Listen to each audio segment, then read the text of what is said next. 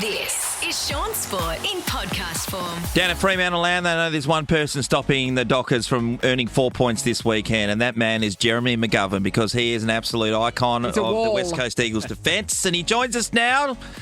G-Mac, how are you? Morning. Good. Good morning, how are we? Good. We're good, mate. Gov. You've got a big day today, hey, Gov?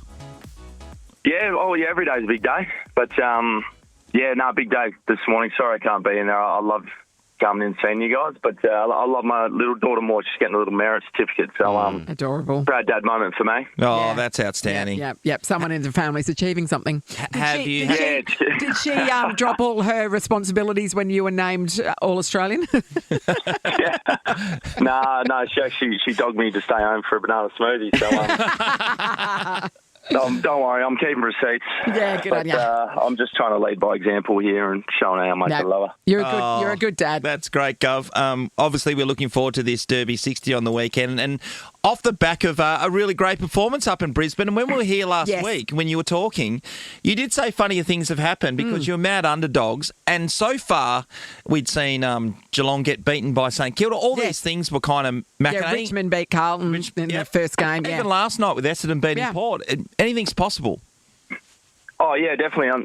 Of course, anything's possible for sure, but the comp's obviously so even, and if teams are a little bit off, no matter where you are on the ladder, you can be surprised by most teams. So, for us last week, we started really, really well. We needed to respond, so it was great from the young group, but obviously being by a much better side in Brizzy in the end. And we've moved on, and we're on for a big derby this weekend. So plenty on the line for both teams. Absolutely, there's plenty on the line. And last year, the corresponding game to start the season was a West Coast home game, and the Eagles were dominant in that one, Gov, and I believe he took 9 marks when I was looking at the stats last night. So, as usual, had a big impact. I can't remember, Shawnee, but I try. I try and have as big an impact as I can. I think, like most players, but we got that one last year, which was awesome, and hopefully we can do the same again this weekend. But obviously, understanding Free are extremely good side, and they're in a similar position with us with no wins. But they're a great side, and I'd imagine they'll be up there at the end of the year. Now, if you're looking for omens, Gov, I've got one for you. So last year, when that happened, I wasn't here. I was on holidays in Switzerland, and this year, I will be in Melbourne. So if me not being here is the key to an Eagles victory in the Derby, we're there. We're home. You're playing your part. Yeah, I'm doing my bit. Okay. If that's the case, I'll be buying your plane ticket for the next 30 years. And I will take it. You everyone. Gav, do you have any pre-game rituals? Maybe it's a superstition you think you need to do before each game, or anything unique before you go out there? No superstitions, nothing. I'm pretty boring. Pump up songs. Listen to I do like listening to music and trying to visualise myself playing well, and then visualise myself getting a bag kicked on me, just to get the nerves going. Just get you fired up. No, I don't really have any pre-game rituals at all. There's a few boys have some different ones of running out laughs, not touching the banner and all that jazz, but if you do that all the time and you don't play well, I don't know what your next move is. Yeah, that's right. Has that changed, or has it always been the same? Because I know when you get older, you realise that a lot of those things don't mean anything, as you're talking about now. But have you always been old? like that? No, mature. Wise. Experience. Yeah, as I've matured, I must have been mature when I first got into it, because of course. I never really looked into that too much, because it's I feel like it can actually do the opposite effect and actually mess with your head a little bit if your game day jocks aren't ready, or they've got a hole in them. So I'm a comfy guy. If I can just make sure I'm feeling comfortable and relaxed, then that's good enough for me. Okay. Oh, that's a sensible approach. Yeah. Now, Gav, we noted last week that the key to the Eagles' success in the early part of the game seemed to be Bailey Williams, and that, Brisbane got back in the game when he had to go off. But he is named. He is playing this week. He's good to go. Yeah, he's good to go. He's he was good. Obviously, that was his first game last week, and he just. I think he had full body cramps, I'm pretty sure. Yeah, that's grim, isn't it? So, he's Yeah, he seems ready to go. He's trained this week. So, he was great when he obviously started for us last week, and he brought plenty of energy to that midfield. So I hope he can do the same again this weekend. It's fascinating because Luke Jackson will be the guy that Fremantle will have up against him unless they bring in Liam Reedy, who is the proper ruckman, if you like to say that. I don't know if that's the right term. But Jack Graham will come into the West Coast team. So the 25-man squads get trimmed later today, and this is not in Gov's wheelhouse, but it'll be interesting to see where both clubs go, whether they play an extra ruckman, because they've got Jack Williams, who's also in their 25-man squad as well. So, and Matt Flynn, I think, was named as well. So the Eagles are naming a couple of big fellas there. But Bailey, as rightly said, Nat, he was a big He was terrific. Yeah, that's right. Centre bounces, he was outstanding. Yeah, yeah. And Gov, you would have been really wrapped with the midfield's job, particularly in those first half of the game, because it stopped the ball coming down left, right and centre to your forwards. Yeah, definitely. It definitely makes my life a lot easier down back when the mids are getting on top and getting it going our way, which was awesome. And obviously, the midfield can't be on top all the time, all year round. So there's going to be games, there's periods throughout the games where they can't get on top, and that's when we really need to stand up. But on the weekend, the boys come out firing and made the back's life a lot easier, which I'm hoping we can do again this weekend. Would be nice. Of course. Liam Baker started to look pretty comfortable too, just quietly. He's really slotted in nicely. Yeah, he has. Bakes is a ripper. He, as you can see, he's was sort of probably penciled in to play down back most of the year, but moved into the midfield and had a massive impact as soon as he went in there. So he can pretty much play anywhere. He's that type of player. He's that level of player where he's got a great understanding of the game and can pretty much play anywhere. So, he was awesome for us. Got us really, really going in the midfield, and I'd imagine he's probably going to start there again this weekend after his performance the weekend, but you'd have to ask Minnie. And finally, Gov, before we let you go, so you've had a camera crew following you around a little bit, doing a few insights. Yeah, we saw that video on your Insta. Yeah, I think Caleb Sarong had the same thing at one stage as well. Tell us about it. Yeah, Daniel Barrington's his name from obviously Real Motion. He sort of does not like biographies, but a bit more in-depth videos and insight, I guess, onto athletes. Yep. If you see his Instagram page and stuff, he's awesome. He's absolute pleasure to work with. It's not really my cup of tea, that thing, but once I met Daniel and he sort of explained he'd love to give the fans, everyone, a bit more of an insight, I thought, stuff it, why not? We'll get into it. So, it's something in the background that I'm working on, I guess, or doing, but doesn't take a lot of time up. But no, it's been a pleasure working with Daniel. He's a ripper. Kicking off the modelling career, eh? No modelling. I've got to head for radio, so that's... Don't we all? Join our team.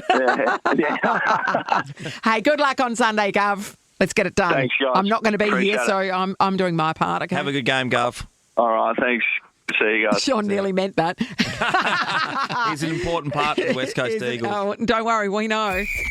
Shaun Sport in podcast form. Of course, if you pick up the West Australian today, you'll see front, middle and every other page is just about the Derby, Well, Natalie. there's a wraparound, isn't there? There's a bloody wraparound, all right. Yes. Tips and all the rest of it. Everyone's got their opinion on who's going to win this. This is Derby 60s, quite a milestone in the event.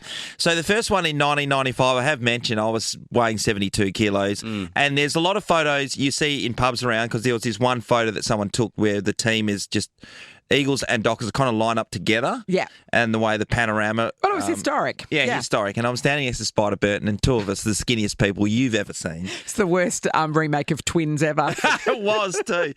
Paul Keating was the Prime Minister of the day. Wow. And he was there to watch the very first Far out. Western Derby. How'd you go, by the way? We got smoked. Yeah, absolutely. Yeah. Smashed. The West Coast Eagles were coming off the back of a premiership. But apart from that, we were a bunch of waffle guys. Yeah. I mean, I Yeah, played for East Fremantle. It's coming out of there. Just How finished old were you? school. Were you 18? 18? Yeah. And then, I mean, the Eagles, you're running out there and there's Chris Mainwaring and Craig Turley and Guy McKenna's and Summer and all those guys, Peter Matera. And next thing you know, John Worsfold's telling you he's going to rip your arms off and shove them up your ass, which he said to me within the second And quarter. I believe that he meant it. Same here. So what a moment. 60 on ya. He was still a pharmacist at that stage, so he could have then given you the painkillers. Well, he could have, I used to see him at Garden City when he was working at the chemist there. I know. Totally different dude with a white coat on and glasses. Very He was a different. pharmacist. Yeah. Yes. Wow. It's amazing. You isn't don't it? see that, do you? Yeah, and he used to be practicing while he was playing. He worked at this pharmacy in Garden City. It's because they didn't have the big money back then, right, Shaun? You Hmm. keep mentioning that.